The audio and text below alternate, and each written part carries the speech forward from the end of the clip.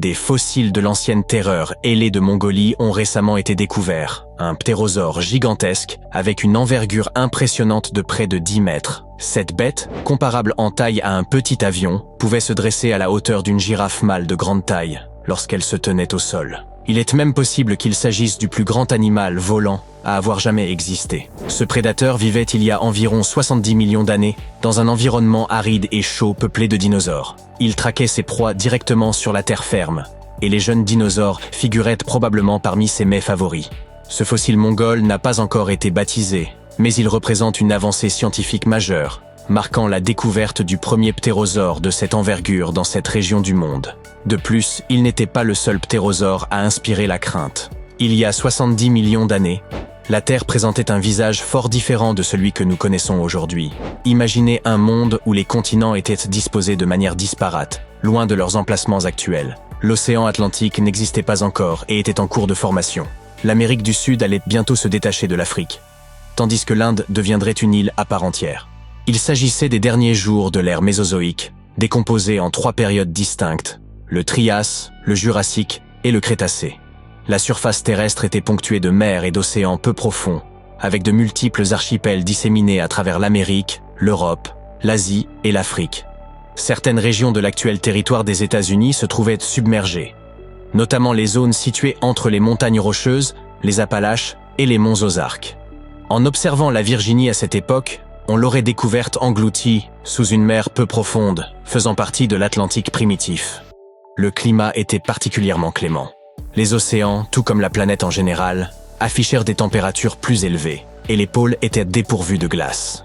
Les premières plantes à fleurs ont commencé à émerger.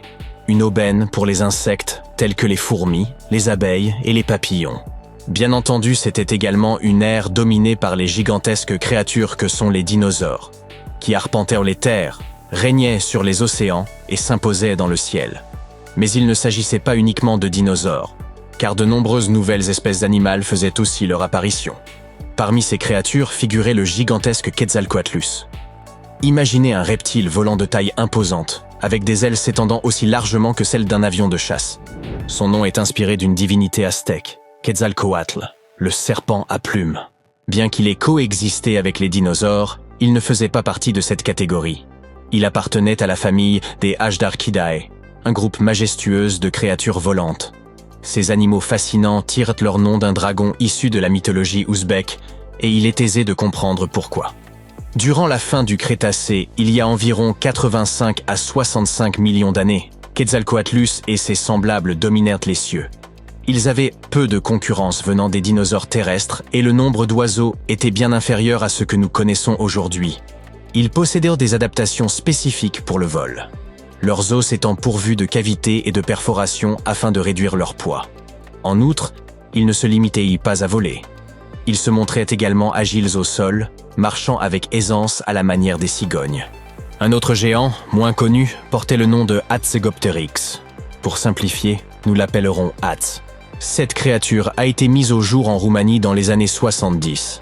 Comparé au célèbre Quetzalcoatlus, Hatz demeure une découverte discrète. Tous deux possédaient une envergure dépassant les 12 mètres, soit l'équivalent de la taille d'un bus scolaire. Pour vous donner un ordre de grandeur, l'albatros hurleur, le plus grand animal volant actuel, ne dépasse guère les 3 mètres d'envergure. Hatzegopteryx trouvait refuge sur l'île de Hatag, un véritable havre pour ces ptérosaures. Ce lieu regorgeait de forêts, de rivières et d'une faune diversifiée, y compris des dinosaures nains. Avec peu de prédateurs et une abondance de ressources, Hatz a pu croître jusqu'à atteindre des dimensions gigantesques. Doté d'une mâchoire puissante, d'un cou robuste et d'un corps imposant, c'était un redoutable prédateur, capable de s'en prendre à des dinosaures. Malgré sa corpulence, Hatz était néanmoins apte au vol, même si ce n'était sans doute pas pour parcourir de longues distances. Il utilisait vraisemblablement ses ailes pour se déplacer à travers l'île. Les films tendent à exagérer l'effroi que suscitent les dinosaures par rapport à leur réalité historique. Mais il y a eu un dinosaure dont la véritable apparence était encore plus terrifiante que celle montrée à l'écran. Parmi eux figure le Dilophosaure, que vous connaissez peut-être comme ce petit dinosaure cracheur de venin qui crève l'écran dans le premier dans Jurassic Park. En réalité, il était considéré comme l'un des véritables souverains de l'ère jurassique. Ce prédateur a vécu il y a environ 180 millions d'années. soit bien avant les ptérosaures précédemment mentionnés. Il a dû affronter des conditions difficiles, avec des saisons extrêmes et de vastes étendues désertiques.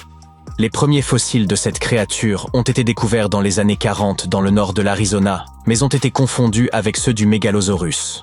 Ce n'est que des années plus tard qu'un fossile distinct, avec 2 crêtes sur le crâne, a permis de le différencier et de lui attribuer un nouveau nom. Dilophosaurus, le lézard à 2 crêtes.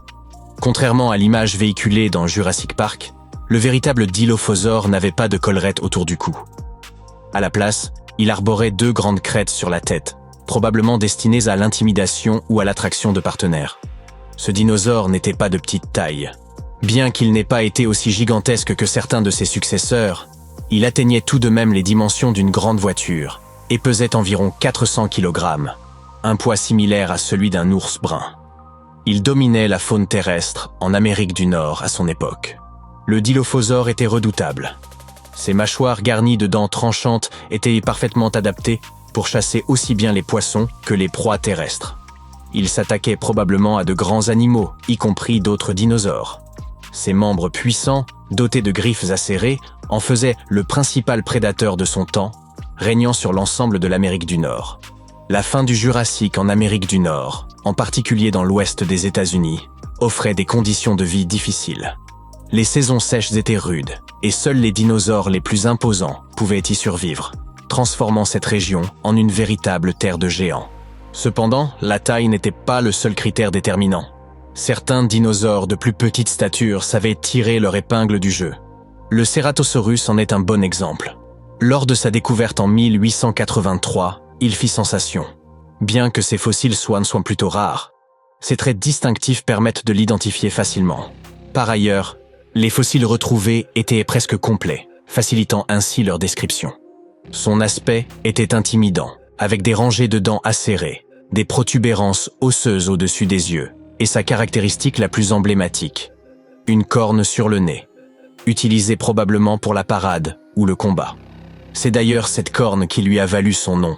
Nos premières reconstitutions, cependant, se sont trompées quant à sa taille et sa posture.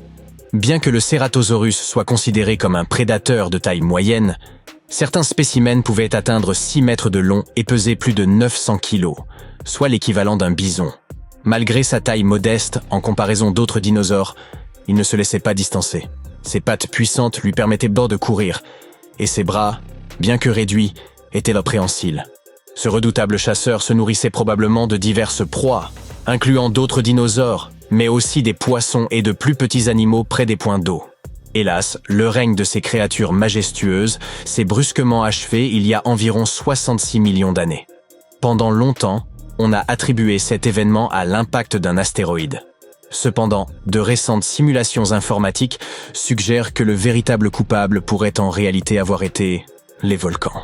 Les éruptions volcaniques ont déversé de la lave riche en gaz sur une période d'environ 1 million d'années, ce qui a peu à peu altéré la température et les niveaux de carbone dans l'atmosphère terrestre. La planète est ainsi devenue plus sombre et moins respirable. Étonnamment, l'impact de l'astéroïde à l'origine du cratère mexicain de Chicxulub n'a peut-être pas libéré autant de gaz qu'on le pensait auparavant. Néanmoins, il a entraîné d'autres conséquences désastreuses. Les nuages de poussière soulevés ont masqué la lumière du soleil, provoquant une chute rapide des températures, un tsunami gigantesque et une aggravation de la crise climatique. Il est possible que l'extinction ait été principalement due au volcanisme, tandis que l'astéroïde n'aurait fait qu'enfoncer le dernier clou. Cela dit, cette hypothèse reste à confirmer. Quoi qu'il en soit, la période du Crétacé a pris fin, et ces êtres fascinants ont disparu de la Terre pour toujours. 80% des plantes et animaux de la planète ont disparu, non pas en tant qu'individus, mais en tant qu'espèces entières. Depuis l'extinction des ptérosaures, les plus grands animaux volants ont été bien plus petits. Il est donc possible qu'un maillon manque dans nos archives fossiles. Peut-être qu'un jour, nous découvrirons ce chaînon manquant qui bouleversera notre compréhension de l'évolution des oiseaux.